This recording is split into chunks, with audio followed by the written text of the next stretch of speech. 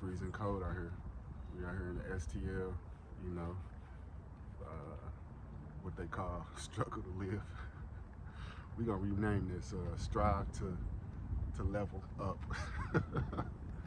But yeah, I'm just checking in with everybody, saying what's up, man, and you know, just want to let you know, man, this year, man, this year gonna be a amazing year, man, for some people, man. You know, over these last 3 years, we went through what we call this major shift of consciousness, and you know, a lot of people got sent downloads and stuff,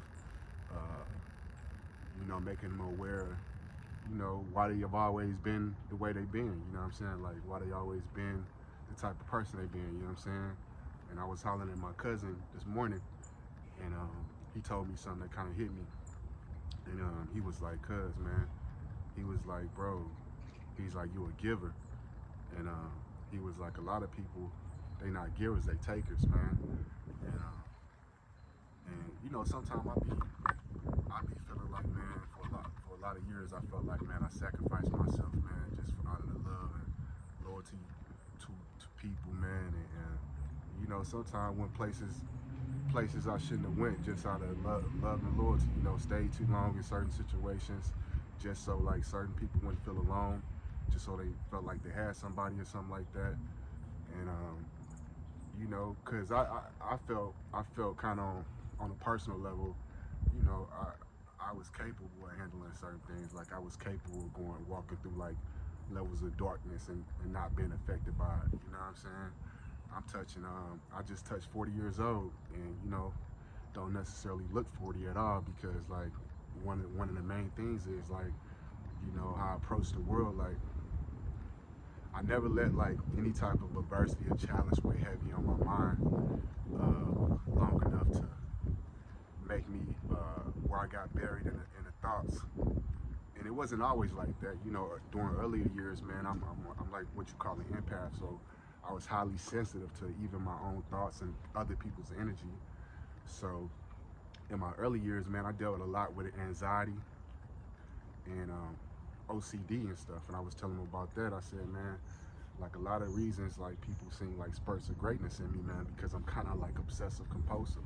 Like whatever I'm putting my energy towards, like, you know, I'm kind of obsessive compulsive with it. So like when I wasn't on some type of demon time, or like on some out there wilding out time, you know, I'm taking a break, I'm obsessive on the other end. I'm obsessive with learning. I'm obsessive with feed myself. And then, you know, I get engaged with some partying, drinking, drugs, whatever. Then I'm obsessive on that. Like really wasn't no in between ground with me. You know, I'm just like I'm all in type of areas like that.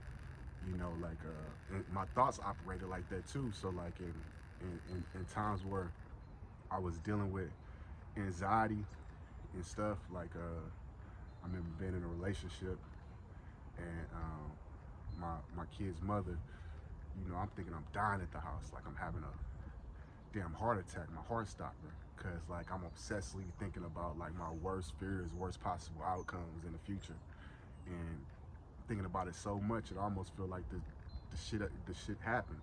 I was in it. I was living in an experience because my thoughts was compulsively obsessed with the worst scenario. I remember my father at the time, he had just got diagnosed with manic depressant, some bipolar or something, so they were sending him pills, uh, different type of pills, and he was getting Valiums, and he was sending Valiums to me. I'm taking Valiums, I'm drinking because my mind was just out of control, man, you know what I'm saying? And then he passed, and I couldn't necessarily get the Valiums no more, so I'm just drinking. And drinking wasn't really doing nothing for me, man. Drinking wasn't really curving me from my own thoughts. So, you know, now I'm on a drug wave. I'm on a drug wave, a high wave, getting high, especially after he passed, and my brother, he passed on too. So I lost two very close people. So like I was riding a wave, man, and not dealing with my thoughts, not dealing with my emotions really, through getting high and stuff, man, and avoiding my thoughts and avoiding my feelings, man, because like I said, I'm highly sensitive, man, and I didn't necessarily want to sit and deal with certain thoughts, man, and But it comes a time where you're gonna have to deal with thoughts, man. You're gonna have to deal with the thoughts, and you're gonna have to face whatever type of emotions you're running from, and you're gonna have to face that stuff, man. And the only way to like move past what you call like a giant, because like you're gonna run into some giants in this darkness, man. You're gonna run into like some giants, what they call it, David and Goliath. You're gonna have to face some giants, and you're gonna have to conquer them giants, man, to really excel at this life. And you know, things stop starting to work, and they starting to work disadvantageous. So you know, it's one of them things, man. Like you either have to look at your mind and you gotta conquer it. You gotta conquer your, and not even your mind. You gotta start to conquer yourself, man.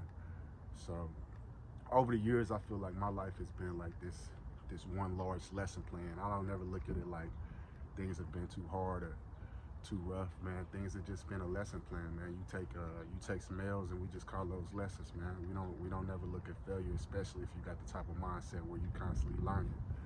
You know what I'm saying? We take losses and lessons, man. We just get better and you get great. But he told me something about me. I'm a giver, man, and I was like, man, sometimes I feel like, man, like I don't want to give nothing to nobody.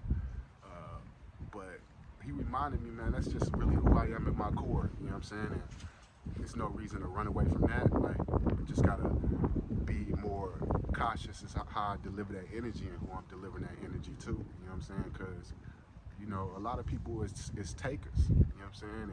And takers come out. And we were conversing. I was like, takers come out of fear.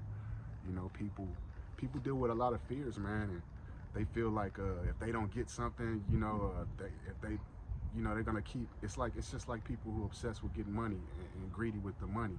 It comes from a place of trauma. It's only so much money you need to survive and live a good life. You don't need no doggone 100 million. You don't need no 10 million. You know what I'm saying? Like, so that obsession with wealth comes from a trauma place. It's freezing cold out here. We out here in the STL, you know.